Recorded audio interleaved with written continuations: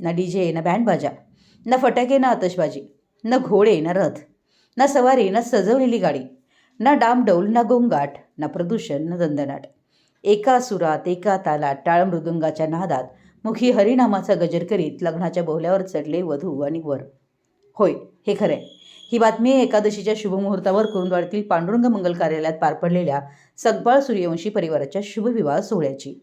कुरुंदवाड येथे एकादशीच्या शुभमुहूर्तावर टाळ मृदुंगाच्या निनादात चिरंजीव सौभाग्यकांक्षिणी स्नेहल व चिरंजीव ओंकार यांचा शुभविवाह सोहळा संपन्न झाला.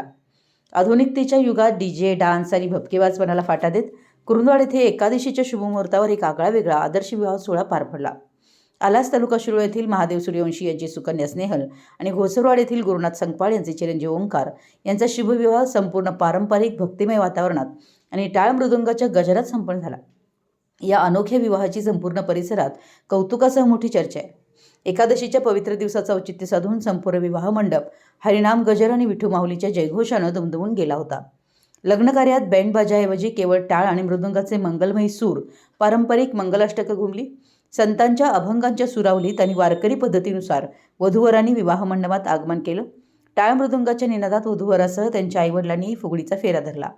वारेमाप खर्च आणि पाश्चात्य संस्कृतीचं अंधानुकरण टाळून दोन्ही परिवारांनी भारतीय संस्कृती व साधेपणाचा एक उत्तम संदेश समाजासमोर ठेवला आहे. या अनोख्या विवाह सोहळ्याला शिरोळ तालुक्यातील घोसरवाड, आलास परिसरातील प्रतिष्ठित नागरिक, वारकरी संप्रदायातील भजनी मंडळी, नातेवाईक आणि ग्रामस्थ मित्रपरिवार मोठ्या संख्येने उपस्थित होते. सर्व मान्यवरांनी संकपाळ सूर्यवंशी परिवाराच्या या सांप्रदायिक विचारांचं स्वागत करून स्नेहल आणि ओंकार या नूतन दाम्पत्याला उदंड आयुष्याचे शुभाशीर्वाद दिलेत. तसेच डीजेच्या ध्वनी प्रदूषणाला पूर्णपणे हद्दपार करत उपस्थित वऱ्हाडी मंडळींनी शांततेत, शिस्तीत आणि आध्यात्मिक वातावरणात या विवाह सोहळ्याचा आनंद घेतला.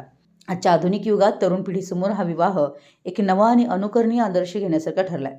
आमची आर्थिक परिस्थिती चांगली असताना केवळ फॅशन म्हणून लग्नात लाखो रुपये खर्च करून ध्वनी प्रदूषण करण्यापेक्षा आपल्या समृद्ध वारकरी संस्कृतीचं जतन करत आणि निसर्गाची हानी न करता लग्न करावं, याच मार्गावर विचारातून दोन्ही परिवाराच्या समन्वयानं आम्ही हा पारंपरिक मार्ग निवडला, असं गुरुनाथ संकपाळ, महादेव सूर्यवंशी यांनी आमच्या प्रतिनिधींशी बोलताना सांगितलं.